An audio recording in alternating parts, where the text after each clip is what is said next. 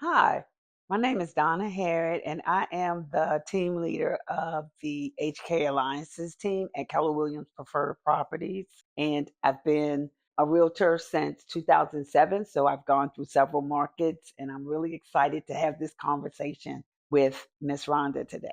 Hello, I'm Rhonda Lewis, loan officer with Movement Mortgage. I have been originating right here in the DMV market since November of 1995, so coming up on 30 years. I'm also known as the program queen. I specialize in down payment and closing cost assistance programs, and I am honored to be here with Donna and the HK Alliances Group and looking forward to the work that we will continue to do to support our clients. So, Rhonda, Yes. I really, really appreciate what you do.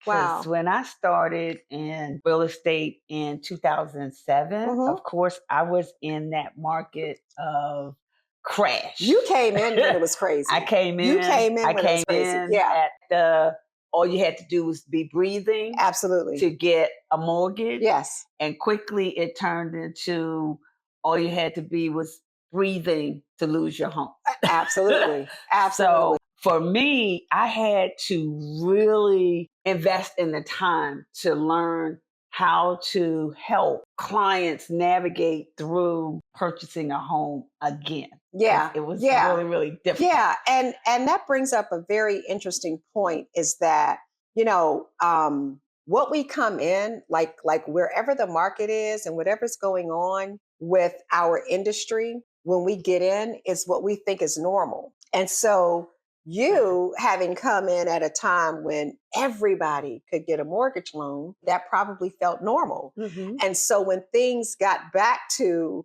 what was really considered normal, it seemed like, oh my God, they're so strict Mhm. and underwriting is so hard and it's so hard to qualify for a mortgage. But no, that was really getting back to normalizing the Mhm. industry, normalizing what it actually took to qualify for a mortgage loan. And I so know. that says a lot. Even I even think about like during that time, how in that 2007, 2008, coming out of that period, how the whole real estate process and buying a house was Mhm. different. You had a lot of Yes. short sales. You had a lot of homes on the market that were foreclosed on. Yeah. And so a lot of them were damaged. And so the type of loan products that we were doing was probably a lot of renovation Mhm. loans and things of that nature. And so, you know, as we evolve and the market changes, our jobs as professionals remains to be that constant, Mhm. remains to be that person that is knowledgeable enough to be able to guide our clients through whatever market that we're in. Yep, that's correct. And for me, I quickly learned that it took a team. Yeah. And I had to be able to explain to the market Mm-hmm. that it took a whole team. It Mm-hmm. wasn't just walking in a house and walking through it and Yeah. writing a contract. Yeah. You Yeah. know, it was Yeah. really understanding the products that were the Mm-hmm. loan products that were being Mm-hmm. offered, understanding the home inspection, Yes. not being the expert, but Right. being able to sort of be the project manager, if you Yes. will, Yes. of the real estate I see process. that. So when I got in the business, you know, when I think about the difference between what it was then and where it is now. So even prior to coming over to the mortgage side, I was a realtor. And back then things were done differently than it is Mhm. now. So, you know, you got a client and you went out and showed them whatever houses they wanted to see and they wrote an offer on the house and then you just hoped and prayed that they could get a loan, right? And things are done so differently now, but also the aspect of back then, everything was done in person. Mhm. And so I actually had a chance to sit across from people, kneecap to kneecap, and be able to look them in their eyes and then be Mhm. able to look me in my eyes and to be able to form that connection and that Mhm. relationship with them because this is about relationships. Yes, This is about exactly. gaining trust and being able to help people reach their goals. We know that it's not about us. Right. And so when I think about like where we were then to where we are now, where everybody wants everything so So, fast and everything is done electronically, and here I am still feeling the need I want to reach out and touch them. Yep. Even if I can't touch you, I want to see you and I want to talk to you. I want to hear your voice and I want you to hear mine. I don't want you just going on, your computer and sending me paperwork and I don't get to know you. Yeah. Because as a lender and trying to facilitate the money part of this, it's very important for me to know what people's goals are, know what their parameters are so that I can help be able to determine what loan products is going to work best for them. Because everybody's got choices. Everybody's got options. Some people's options are limited based on things like credit and income and money. Some people have a lot of options, but they just need to know what they are and have them explained to them in a manner in which they can make a decision for themselves. Exactly. And that's what we do. Absolutely. We provide the information so that they can make an informed decision. Yes. I cringe when I hear anyone in the market talking about my buyer or my seller or my this or my that, because it's not us. No, it's about them. It's all about them. Yes. And that's what it's really about. Yes. It's all about I love them. it. I love it. I love it. So, Donna, one of the things that when I think about change and how our industry has evolved, and really how I've even evolved as a professional in the industry that I've been in for almost 30 years, in thinking about my clients, one of the things that I would always ask at that initial consultation is, what payment are you comfortable paying? And that was always an important number to me because I wanted to know, like, what payment would make them feel comfortable. But I've come to evolve, and I know now that this is not about comfort, because comfort is where we are right now. Okay. And so when I would ask that, people would just, go, oh, well, I'm comfortable paying what I pay now for rent. If you want to know what I'm comfortable with. So, most people have an idea about a mortgage payment as like this number. They think that people get a mortgage payment, and when they hear it, they go, oh, yeah, that sounds great. Oh, yeah, I can easily. But the feeling that most people get about the mortgage payment that they end up getting is, okay, I can do that. And so I really want people to start thinking about the fact that it's not just a payment, it's your monthly investment. The investment tool is your home. My question now is, how much are you willing to invest monthly in your home? If you were willing to help the people that you're renting from, if you're willing to invest in what it is that they're going to be doing and their future, and you're willing to pay $2,500 to them, what are you willing to do for yourself? Surely it's got to be more than what you were willing to do for them. And so when we think about a mortgage payment versus rent, listen, we have to live somewhere. We can't live anywhere for free. But if you're paying rent, you're paying for the roof over your head, and the benefits that you get is shelter. And that's pretty good. But if you purchase whatever that down payment and closing costs are, you make that initial investment into your home every month. When you make your payment, you're also paying for shelter, but you also have over here this secret little savings account called equity. That's exactly that is constantly building just because you're providing shelter for yourself. That's it. And it'll probably yield you more than a savings account. Absolutely. Yes, most cases. Absolutely, it will. And so I would love for the mindset to change around that in terms of looking at that as an investment. And then when I think about, people who actually, end up with 3 or 4 investment homes, they usually have those based on houses that they've had and moved out of. Correct. When you go to purchase an investment home, it's a significant amount of money down. But if you just turn the home that you just lived in into an investment home and move on, you can still do minimum down payment and just keep doing that. That's the one thing I would tell my younger self.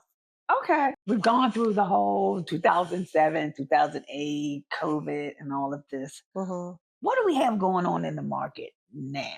Because I'm finding so many sellers who are ready and not ready, and buyers who are not aware of what they need to purchase today. I think and I think that's a very good point, in that it's not really so much what's happening in the market as it is what's happening in the mindset of people, of just the regular consumer. And with everything that's going on, well, we know with us being here in the DMV, our economy and employment is heavily driven by government job. And up until recently, a government job was the most stable type of employment you could have. And so what happened is that a lot of the government employees feel a sense of unsteadiness and insecurity about their jobs. And we know what happens when, when people feel that way,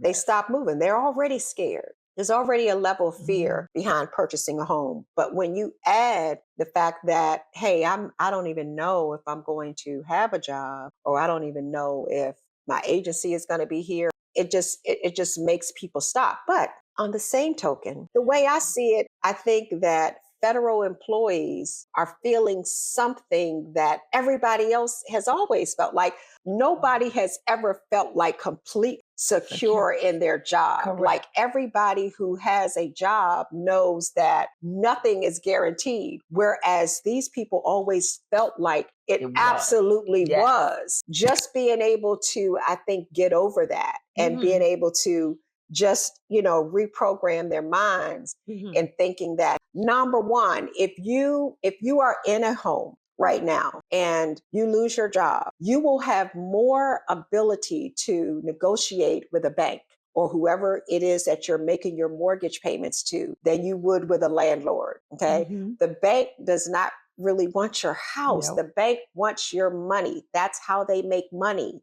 And so if you are in that situation and you're having issues making your payments, don't run and hide. Reach out to whoever you're making your payments to and let them know what is going on so that they can work with you. Okay. The landlords, on the other hand, may not be so willing to work with you because they have a mortgage themselves, right? That they have And to they're pay. going to be looking to they're going to be looking to make sure they have somebody in there that can pay that mortgage. And so, as I was saying, there's already a level of fear with people anyway. And so I think, I have clients who said they wanted to hold up on buying, and their jobs weren't even in, I know. They just feeding off of everything else that's going on. on. But people will latch on to whatever they can find to justify their fears. They will latch on to it and take it in and make it their own. But I feel that as people start to get a little more certainty about the likelihood of continuance of their employment, that, they're starting to, I can feel it. I can feel the activity starting to happen. I think, we're having a very robust spring market. The issue I see is that people are still sitting on the sidelines waiting for something to happen. And that's something they think that needs to happen is they think interest rates need to go down. And what they don't understand is that when the rates go down, the prices go up. And so the savings that you think you may be getting on the interest rate is going to be eaten up by the price. That same house that you're looking at, that's $400,000 at, a 6% rate is going to be $425, maybe at a 5.5% rate. And you're going to have tons of people competing with you.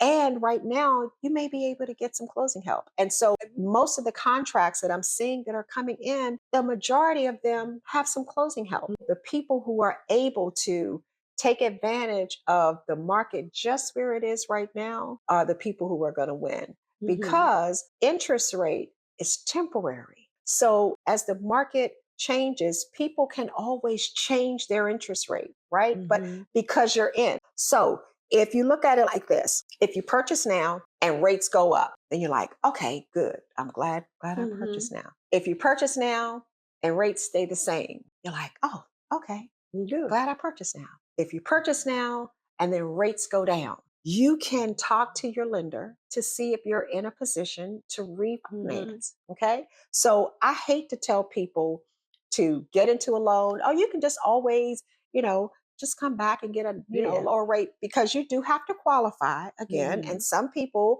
buy a house and go get a car and go get furniture. right? They do all kinds of things after they get their Yeah. house, but it's always a possibility that you can refinance and get a lower interest rate. You're not Mhm. locked in to that. And so being able to take advantage, because time in the market is a like trying to figure out how many licks it takes to get to the center of a Tootsie Roll. And so time in the market is not like, how can you time the market? You can't Mhm. time the market. You determine what the market is, and then you work with professionals that can Mhm. help facilitate your process so that you're able to meet the goals and things that are important to you in whatever market we're Mhm. in, because we don't dictate the Yeah. market. And every market is a good market. Market. Every market has its challenges and every market has its Mhm. advantages.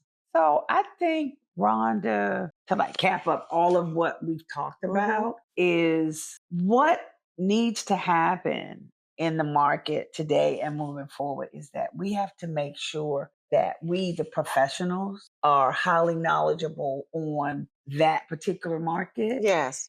and have a way to inform our potential market of how to navigate it. Yes. Yes. And so we Yes. need to have more trainings with the public Yeah. and be honest, Yes. not make it oh, it's grandiose to do this and Mhm. grandiose to do Mhm. that. Mhm. It may take time. I was talking to a potential client not too long ago, and they were like, well, I'm trying to prepare to be ready to purchase. And I said, well, what are you doing? Well, I talked to a friend of mine and they said, and I said, wrong answer. Yeah. You need to talk to a professional. You Yes. need to talk Yes. to Yes. a knowledgeable realtor Yes. that can lead you to all of the people that can get you to where you want to go, Yeah. because there are programs out there Yes. Yes. that Yes. can help you get there. Yeah. So I want to ask you, what are some of the things that, from a program standpoint, or the Yeah. types of programs Yeah. that are out there that could help move this potential market Yeah. in a So, direction? yeah, sure. So, even before I get into that, I want to touch on something that you said about training and education. I think the biggest disservice that people do to themselves is searching for people to work with based on who has the lowest rate, who has the lowest fees, who has the lowest cost for commission, who has the lowest, because getting into the wrong home or the wrong mortgage is very, very expensive. And so I would like to encourage people that as you're shopping, know what you're shopping for, right? Hmm. If you are someone who doesn't care if, somebody talks to you or finds out, like, really kind of what your motivation is in facilitating the purchase of a home, then go online and key in your information, let them spit out something for Hmm. you. But people have many, many options in terms of financing. And if they are not working with someone who's really taken the time out to figure out what is important to them, then, as I said, getting into the wrong mortgage with the lower interest rate is very, very expensive. Okay. And so when we talk about loans and programs, I like to present people with their options. I'm the program queen, Yeah. so I specialize in down payment and closing cost assistance programs. But I make sure that my clients understand the pros and cons, because nothing is free. Even the Mm-mm. free stuff ain't For free, free. is what Yep. I've been told. Okay. But if I'm able to present that information to them, and if these are the options that they have, and I fully explain, they can make a decision on what they think is best for them. Hmm. And so, in terms of down payment and closing costs in the state of Maryland, DC, Virginia, in our area, there are options. Hmm. There are quite a few. We know that in the area that we live in, where people pay a lot of money for rent. And so it's a lot harder for people to save. Being able to bridge that gap between, that money, Hmm. coming up with that money has been huge in helping to get people into a home, because sometimes you just need to get in. And so people, you got people on the sideline that are just waiting for the interest rates to be low, waiting for the prices to be low, waiting for, there to be 1,000 homes and they're, that meet their needs on the market. And they're trying to time all of this when it's not going to match up. They're looking for a gap like this. They're looking for a big space in the rope. They're looking for the rope to stop and for them to step in, but that's not how it goes. Jump in. It's moving. It's moving, and you gotta get in, because you're not going to be able to take part in using the biggest opportunity to build wealth that we have. Donna, thank you for having me in your home, and I'm always so appreciative of the ability to do what I do. I always say that, and I don't mind saying this to my clients, that I don't know how you got to me, but if you made it to me, you must be living right, because I'm going to take care of you. I feel very confident that in my abilities to do a really good job by everyone who comes to me. I always say, when they come to me, they're either going to get a pre-approval or they're going to get a plan. Okay. Exactly. And so that's just how I work. And so I'm always honored to work with people who share the same vision and the same ideas about serving people that I do. So I thank you for this partnership. Thank you for this opportunity. And I'm looking so forward to doing great things. I still got some time left in this business. I absolutely love what I do. I have kids that are going to college. So I'm going to be working for a long time. Okay. And I still have a lot of energy too. Yeah, so and we'll be working together. Yes. I love it. I love it. Well, it's a wrap. It's an opportunity. And we appreciate what you're doing with us. I want the community to know it's a team effort. And you can contact HK Alliances at Keller Williams Preferred Properties when you think you're ready. It's a wrap.